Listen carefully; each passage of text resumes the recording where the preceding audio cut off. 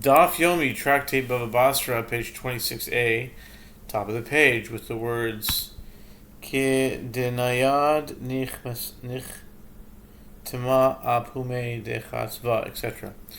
It must shake enough that the lid positioned at the mouth of a jug shakes if it is placed on a wall. The Gemara relates, when the members of the household of Bar Maryon, son of Ravin, would beat their flax, the chaff would fly off and harm people. Those people came before Ravina to complain. Ravina said to them, when we say that Rabbi Yossi concedes with regard to his arrows, this statement applies only when the damaging item moves by his direct force. Here, by contrast, it is the wind that carries the chaff. Mar Bar Rav Ashi objects to this. In what way is this case different from one who winnows on Shabbat by throwing the grain into the wind so that the chaff is blown away and the wind assists him? That is considered a primary category of labor on Shabbat, despite the fact that the act is performed partly with the aid of the wind. The Gemara relates that the sages stated this objection with regard to beating flax before Meremar. Meremar said to them, this case is the same as one who winnows and the wind assists him, just as this is considered his direct force. For the purposes of the halachot of Shabbat, it is likewise considered his direct force with regard to the halachot of damages. The Gemara asks, and according to the opinion of Ravina, who rejects this comparison and claims that flying chaff is not considered one's arrow, in what way is this situation different from that of a spark that flies from a hammer and causes damage? In which case all agree that the one wielding the hammer is liable to pay. The Gemara answers, there it is preferable for him that the spark go as far as possible rather than staying nearby. Here it is not preferable for him. In other words, it is immaterial to him the chaff go some distance. Mishnah. A person may not plant a tree near the field of another unless he distances it 4 cubits from the field. This is the case whether he is planting grapevines or any kind of tree. If there was a fence between them, this one may place, in other words, plant his grapevines or trees close to the fence from here, and that one may place, in other words, plant his produce close to the fence from here.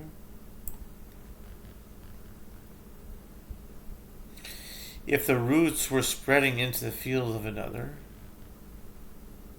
the owner of the field may dig to a depth of 3 handbreadths, even if he severs those roots, so that they do not impede his plow. If he was digging a cistern in that spot, a ditch or a cave, and he came upon the roots of his neighbor's tree, he may cut downward normally, and the wood from the roots is his. The Talmud says, a tanatat, the 4 cubits that the sages stated, one must leave between a vineyard and a neighbor's field, are for the work of the vineyard, so that the owner of the vineyard does not take oxen and a plow into his neighbor's field while working his vineyard. Shmuel says they thought this halakha only with regard to Eretz Yisrael, but in Babylonia 2 cubits are sufficient, as their plows are shorter. This opinion is also taught In a Braita, a person may not plant a tree near the field of another unless he distances the tree 2 cubits from the field. But didn't we learn in the Mishnah 4 cubits? Rather, it is not correct that there is a difference between Eretz Yisrael and Babylonia in this regard, as stated by Shemuel. The Gemara concludes, indeed learn from it that it is so. And there are those who raise this matter in the form of a contradiction. We learn in the Mishnah that a person may not plant a tree near the field of another unless he distances it 4 cubits from the field. But isn't it taught in a Braita that 2 cubits are sufficient? Shmuel said that this is not difficult. Here it is referring to Babylonia, where there it is referring to Eretz Yisrael. The Gemara relates, Rav Bar of Hanan had these palm trees that stood adjacent to the boundary of Yosef's vineyard. Birds would come and roost on the palm trees, and would subsequently descend to the vineyard and damage it. Rav Yosef said to Rav Bar of Hanan, "Go and cut down your palm trees." Rav Bar of Hanan said to him, "But I distanced them the required amount." Rav Yosef said to him, "This matter, in other words, this specific distance applies only to trees, but a greater distance is required for vines." Rav Bar of Hanan protested, "But then we learn in the Mishnah that this is the halacha, whether he is planting grapevines or any kind of tree." Rav Yosef said to him, "This matter applies only to the distance between one tree and another tree, or the distance between one vine and other vines. But with regard to the space between a tree and vines, one requires a greater distance." Rav Bar of Hanan said to him, "I myself will not cut them down." As Rav said with regard to this palm tree, that produces 1 kav of fruit, it is prohibited to cut it down due to the verse, "You shall destroy the trees." Deuteronomy 20:19, and Rabbi Hanina says, "My son, Shichat, that's his son's name, God said, Shichat. You don't say.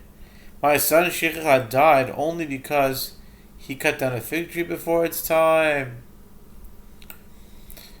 Rav Bar of Hanan continued, "If the master is amenable to do so, he may cut them down, but I will not do it." The Gemara further relates that Rav Papa had these palm trees that stood adjacent to the boundary of the property of Rav Huna, son of Rav Yehoshua. He went and found Rav Huna digging and cutting his roots. Rav Papa said to him, "What is this?" Rav Huna said to him, "That we learned in a Mishnah. If the roots were spreading into the field of another, the owner of the field may dig to a depth of 3 handbreadths, even if he severs those roots so that they do not impede his plow." Amar Le, Rav Papa said to him, "This statement applies only up to 3 handbreadths, whereas the master is digging and cutting more than 3. Rav Huna said to him, "I am digging cisterns, ditches, and caves." As we learned in the Mishnah, if he was digging a cistern, a ditch, or a cave, he may cut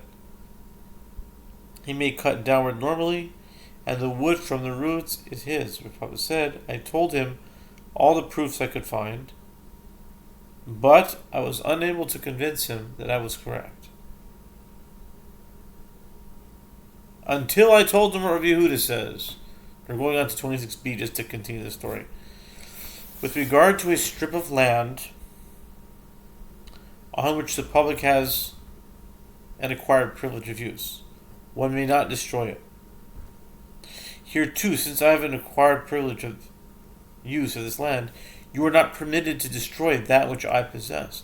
After Rav Papa left, Rav Huna and Rav Yehoshua said, why did I not say to him that there an acquired privilege of use is effective when it is in 16 cubits?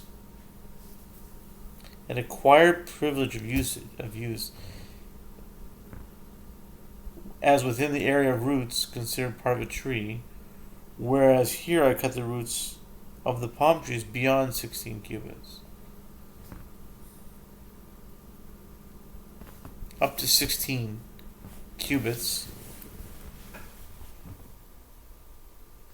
Anyways, we'll continue it on Daf 26b.